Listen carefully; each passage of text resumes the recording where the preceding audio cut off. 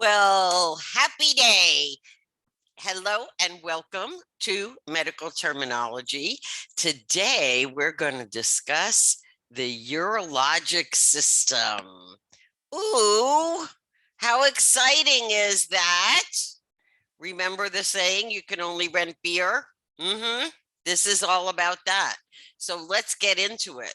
So when we look at the urologic system, it has two kidneys, two ureters, one bladder, and one urethra. However, of course, there are veins and arteries and glands, the adrenal glands, that go along with it to help make sure it functions properly. So the urologic system is responsible for removing waste from your body. Obviously, liquid waste, or that which is turned into liquid, carbon dioxide, excessive water, and disproportionate amounts of electrolytes, urea, and other nitrogenous compounds from the blood in the body. So basically, and you may already know this, your kidneys are one big filtration system. Okay, that's what they do, is they filter from the blood that goes in through the renal artery, and they make sure that they are sustaining equilibrium throughout the body with regard to these aspects. Okay. The elimination of urine is, you remember when we talked about the respiratory system and we talked about in with the good air, out with the bad air, and the out with the bad air, exhaling, is the elimination of, carbon dioxide and some waste products that are created by the cells that the veins bring up, right, through the pulmonary, into the pulmonary system, so you can exhale them.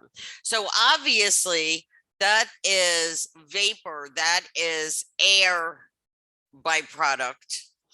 And the kidneys are responsible for the elimination of liquid byproduct, or what is turned into liquid through the processing.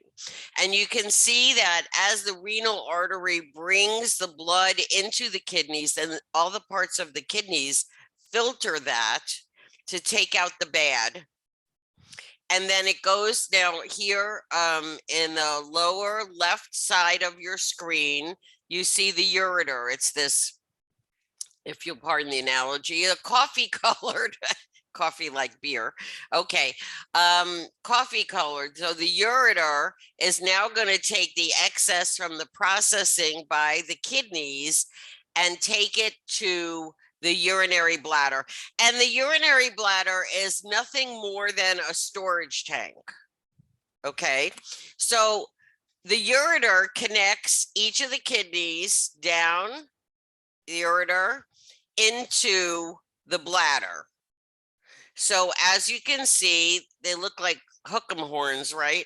The ureter drains all the urine, the byproduct from the kidney filtering, into the bladder, where it sits until it gets full. And that's when you feel that sensation. And even though it's not shown here, there's a sphincter. There's a sphincter right here, right where it says urethra, right there. So that's what you're tightening when you're holding it in before you can get to the bathroom. Okay.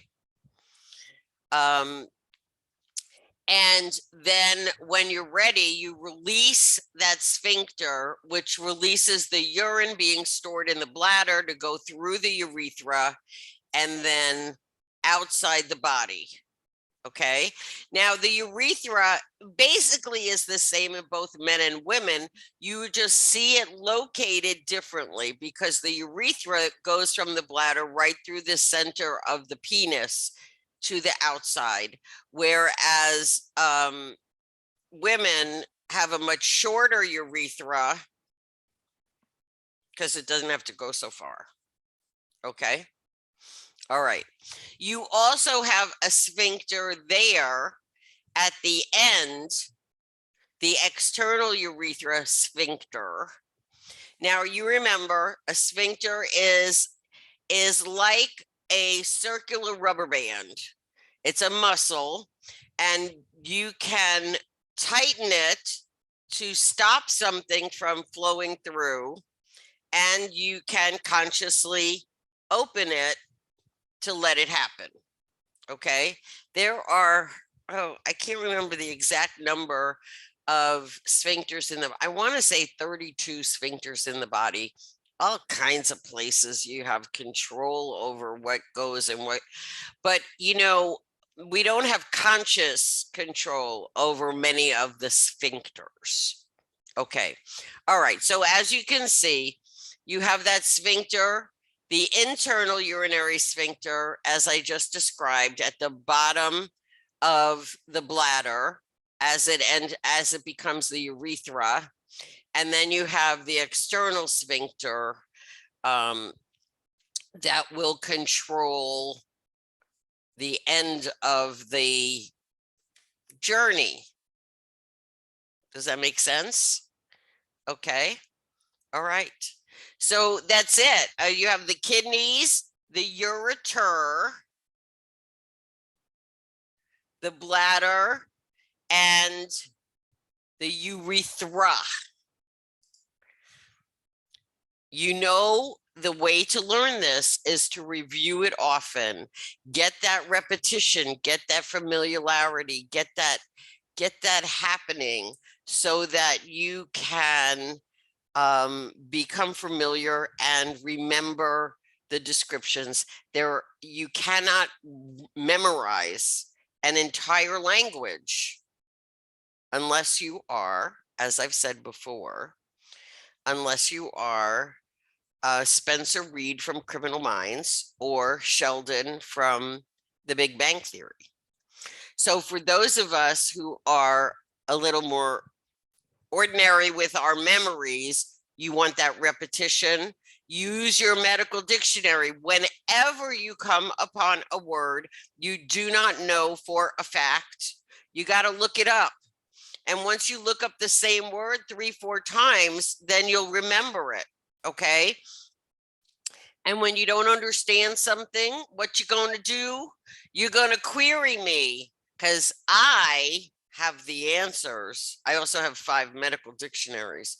Okay. So what I'm saying is you may feel like you're all by yourself because you're online and you look around and there's no other humans there, but I am right there next to you. I am right there next to you, eager and willing to support your learning. To have a successful career in any aspect of healthcare, you must be able to speak the language. You could not pick up and go and work in a hospital, in any part of a hospital in the country of Greece, unless you know Greek. This is the same thing. Medical terminology is the language of healthcare.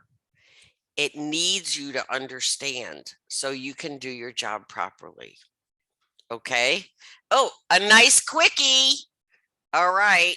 Have a wonderful day and keep reviewing.